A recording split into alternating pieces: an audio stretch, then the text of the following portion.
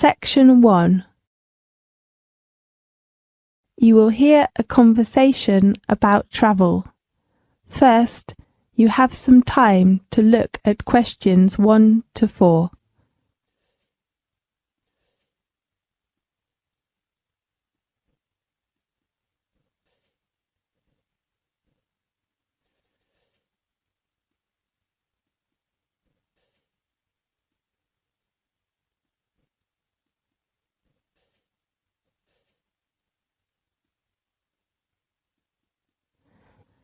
Now we shall begin. You should answer the questions as you listen, because you will not hear the recording a second time. Listen carefully and answer questions 1 to 4. Good afternoon. The Australia Travel Agency. How can I help you?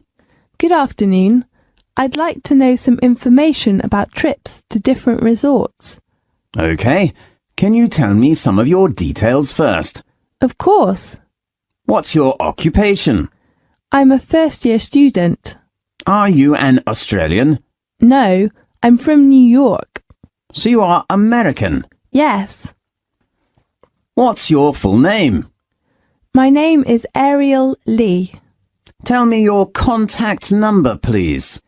It is 462-83095.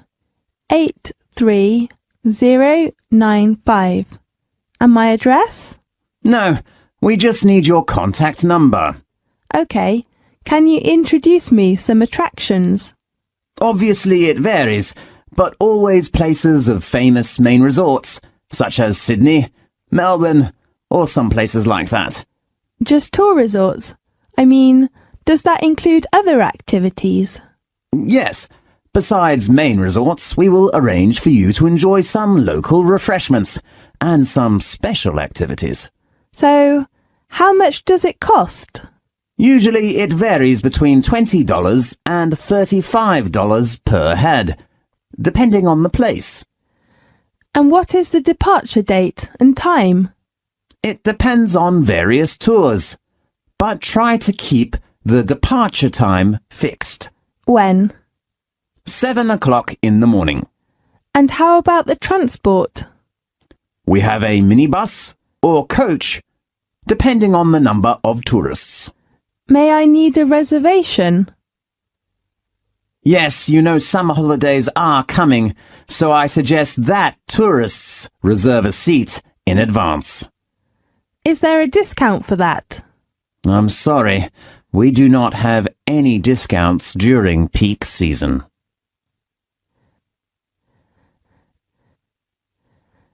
Now look at questions 5 to 10.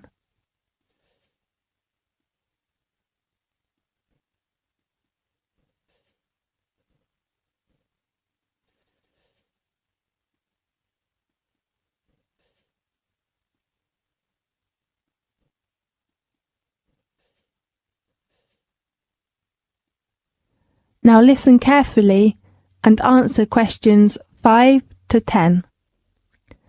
Could you tell me some details of the trips? Yes, the first place is Sydney. That's on the 12th of January. We'll have 25 people in a minibus. Fine. Going to which attraction? We will visit one of the most famous theatres in the world. The Sydney Opera House. Right. You can appreciate and watch an opera there. Really? What's the name of the opera? I'm not sure. Let me check the house's arrangements. And then you can visit the National Museum to know about the history and customs of Australia. Great. In the evening, you can enjoy some local snacks if you like. Fine. We're going to the Blue Mountains on the 25th of January. Blue Mountains? Is it a blue mountain? The mountain got its name for blue fog. It is usually covered by a blue fog. That's so interesting. Yes, it is a popular place for young men because they are so cool, and you can enjoy lots of sports there, such as rock climbing, bushwalking, and bird watching. How many people will go there together? You will take a coach that has about 30 seats. Fine. And the next place is Melbourne on the 10th of February, with about 20 people in a minibus. What's the resort? You could appreciate the famous Melbourne Church, and maybe you might have a chance to attend a local exhibition, if they hold it as usual. Fine. Do you have some tours to the beach? Yes. One of the most famous coral reefs in the world is the Great Barrier Reef, and we have arranged that on the 23rd of February. I'm looking forward to visiting there. Yes, many people like there. There are some interesting water sports, such as diving, swimming in the water, or just taking a photo of coral. Great. I guess there will be many people. Yes, but our coach is only for 30 people altogether. That's so great. Can you book a seat for me now? Yes, and I will confirm your reference number later by telephone, okay? Right. Thank you very much. You're welcome. I hope you enjoy the trip. This is the end of section 1. You now have half a minute to check your answers.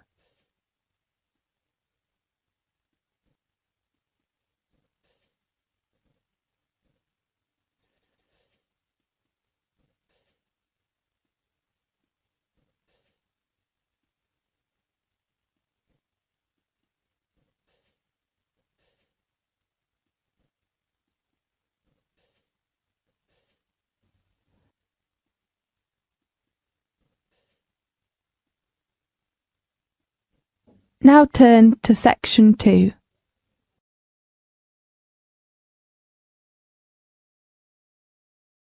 Section 2. You will hear a conversation in a bank. First, you have some time to look at questions 11 to 15.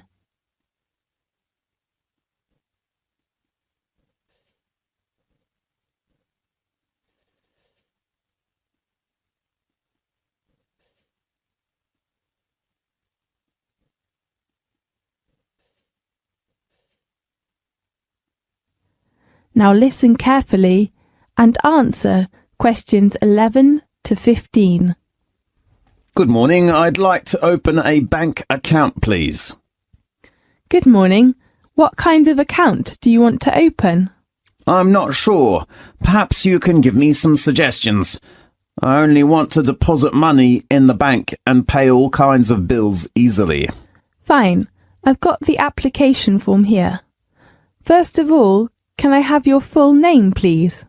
Richard Lee. Fine, Richard. What's your occupation?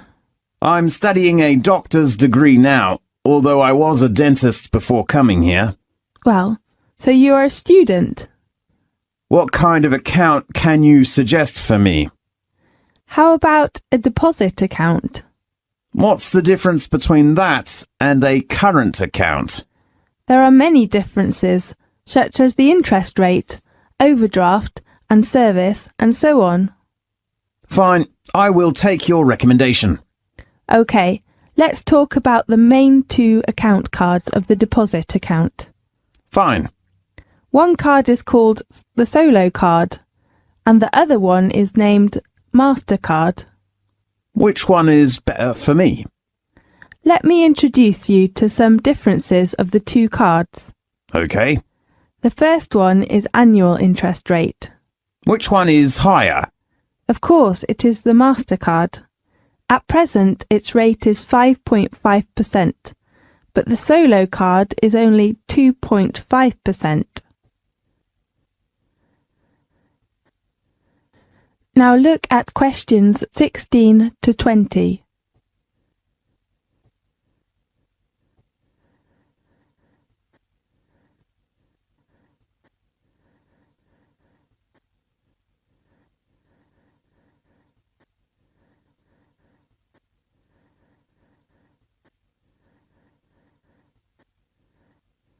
Now listen carefully and answer questions 16 to 20.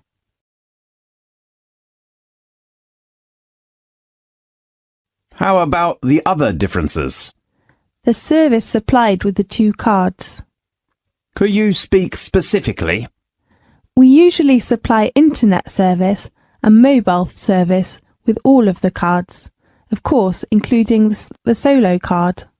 Yes, I'd like to ask for the service of mobile and does solo card have an overdraft? I'm sorry, but MasterCard has such a service. Fine. If you want to take more money out of the bank than you have in it, be very careful. You should not do this without the bank's permission, and you will have to pay some charge. Do you mean interest? No, I mean the overdraft charge. How much is that charge? According to the bank's rules, the minimum fee is about 2%. Fine. The last item of the two cards is the requirement. There is no limitation of the solo card, but if you want to get MasterCard, you should deposit a minimum sum of £1,500 in the first time. Oh, what's the requirement of money? What do you mean? I mean I cannot deposit cash when I open a bank account. Don't worry, we accept cash and cheque or even money order. Great. So which card did you decide to open? I'd like to open the MasterCard. A good choice. How often would you like to receive your statement?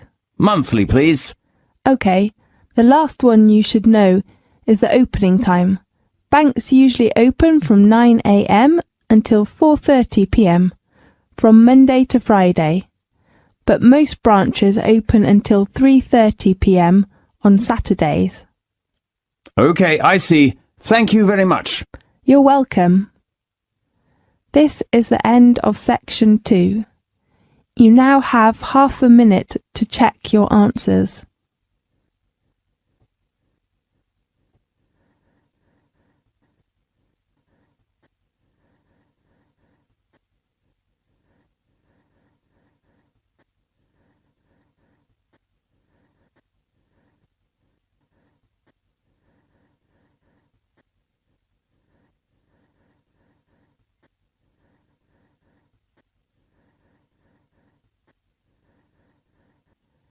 Now turn to section 3.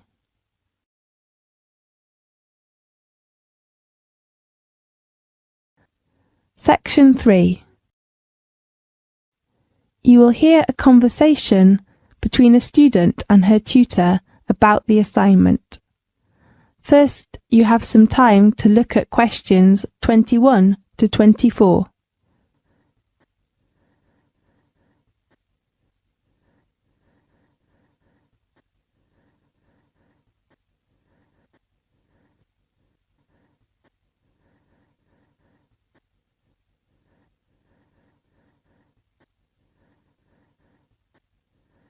Now listen carefully and answer questions 21 to 24. Good morning. Oh, it's just hit 12. Good morning, Miss Potter. May I come in? Oh, Jerry, of course. Come in and take a seat, please. Thank you. Well, how about your assignment? Do you mean my paper? Yes. I still think about the draft, but I hope you can give me some help and suggestions. Of course. How long will it take you to finish your draft? I'm not sure. Maybe 3 days? My advice is that you should spend a lot of time on your draft. As you know, a good beginning is very important for a paper. A good draft can help you outline your paper and even benefit your argument. OK, I will try my best to write up my work. Miss Potter, how many parts are in the paper? Generally speaking, there are 4 parts and references. So there are 5 parts? Right. Contents, introduction, main body. And conclusion? Yes, and a bibliography. So how about the word limitation of my paper? According to the requirements, you have to write at least 3,000 words and not over 5,000. OK, 3 to 5,000. Right. How about your research? I haven't begun to do the research. Why? Because I'm not sure about the research method. I cannot decide to use which one now. I remember I suggested you to use the method of interview. Yes, but I think maybe questionnaire is better for my work. Really? Tell me your reason. I have to spend some time of the day on a part-time job, so I think maybe a questionnaire is a good way to collect the data that I need. Fine. Oh, do you search resources or data from the internet? Yes, I think it's a good way to collect data, and as you know, it can help save lots of time. Jerry, in fact, many students do most of their research on the internet. You might think that it is an easier way to get resources, but most data are from highly unreliable resources, so be critical. Okay, I will pay attention to that. Now look at questions 25 to 30.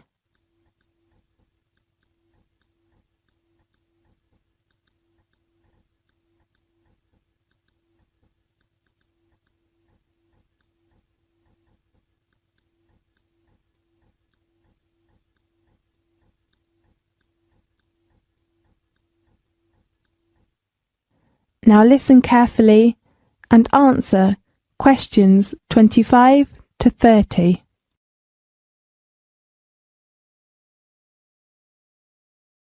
Then, there are some things you should consider when you write the paper.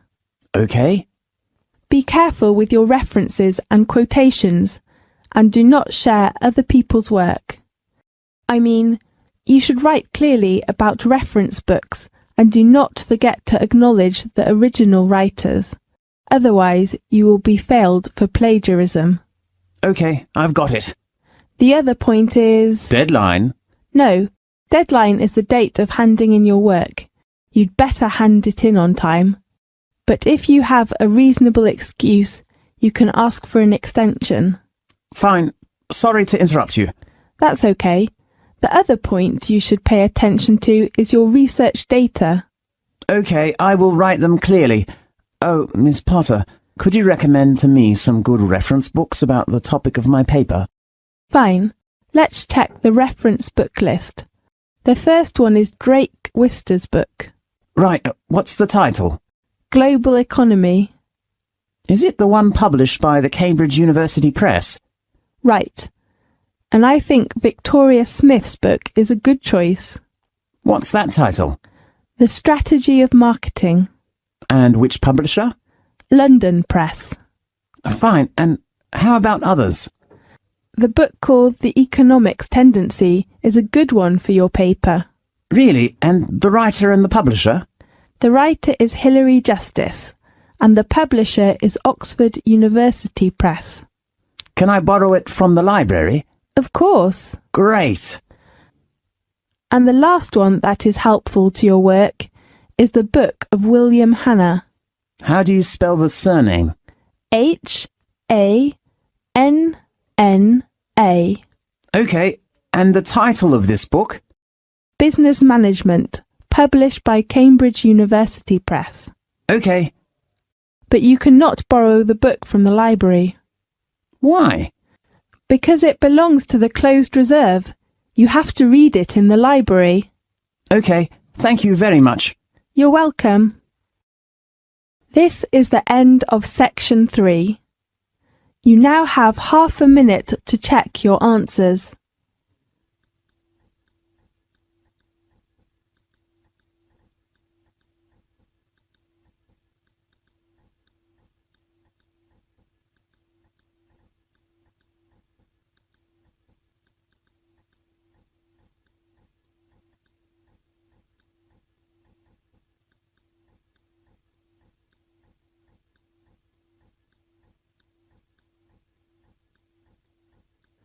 Now turn to section 4.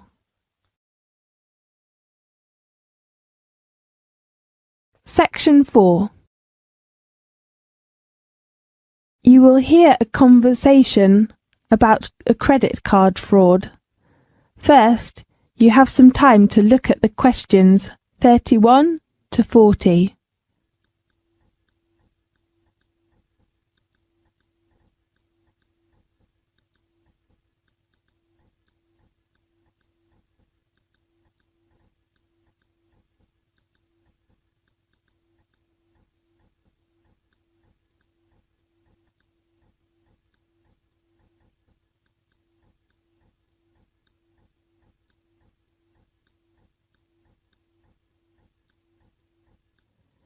Now listen carefully and answer questions 31 to 40.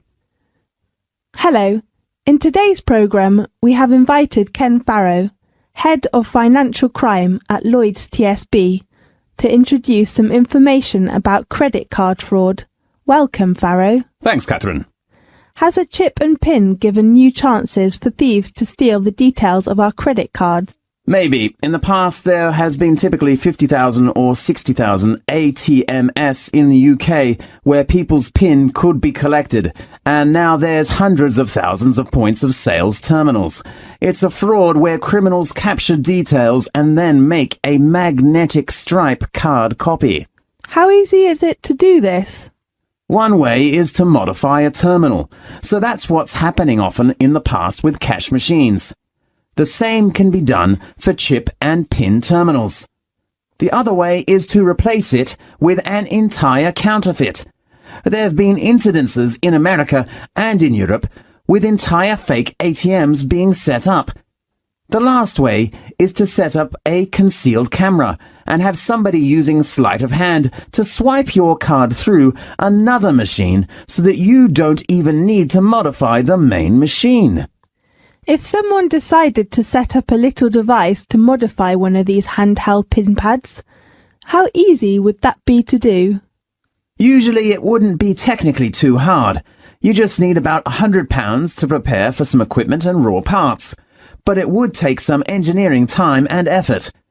The terminals themselves have a function of tamper resistance.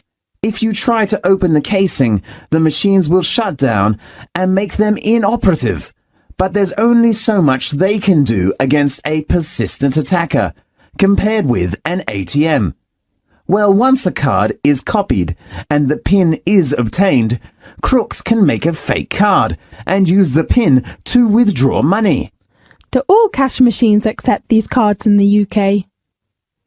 Cash machines in the UK may not accept these cards, but many machines abroad will. Why? It depends on our radar. We can obviously know what they are doing while criminals can't break the chip at the moment.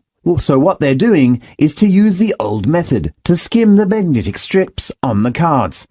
However, they've realized that they cannot succeed in the UK, so they go on to the continent and to other countries in the Far East and use them where ATMs are not secured for chip use. Right. So they can take the old style card and use it abroad and get the cash out more easily. That's right. There is a magnetic strip attached to the card for customers who are travelling. So what are you doing about this increase of use in foreign cash machines of cards that have been stolen here? What we're doing is to gradually extend our security blanket. That means we will monitor the card usage, whether it's in the UK or abroad. If we feel there's something wrong, we will contact and confirm with the customer. We're up against organised crime, and organised crime is trying to get one step ahead of us, and we're trying to keep one step ahead of them. Yes. How does security work in UK machines? Because sometimes fake cards will work there as well, won't they? When a bank is looking at its arrangements, it has to balance up convenience to customers with security. Yes. So what are you doing to make things more secure? I think the chip and the PIN situation has really improved. And if you look at the figures, in fact, hard fraud has dropped by 24% over the last period. I think you can say this program has done well. Yes, I can see the figures, but there has been a huge amount of coverage in the press this week. Some banks have stopped using PINs. Doesn't that decrease the public's trust in this new system? And some people even think the new system is designed for new fraud. I don't think so. I'm not going to comment on particular cases. What I would say is that usually the evidence of crime has always been with the old technology, not with the new. So new technology seems to be working well. That's right. OK, thanks for your professional introduction. See you next time. See you. This is the end of section 4. You now have half a minute to check your answers.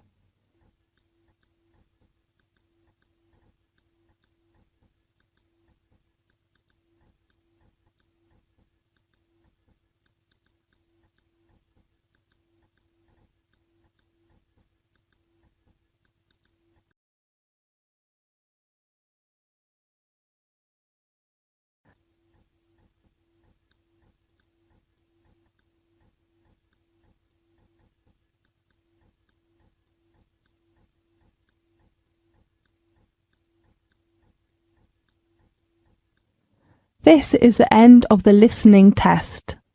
You now have 10 minutes to transfer your answers to the listening answer sheet.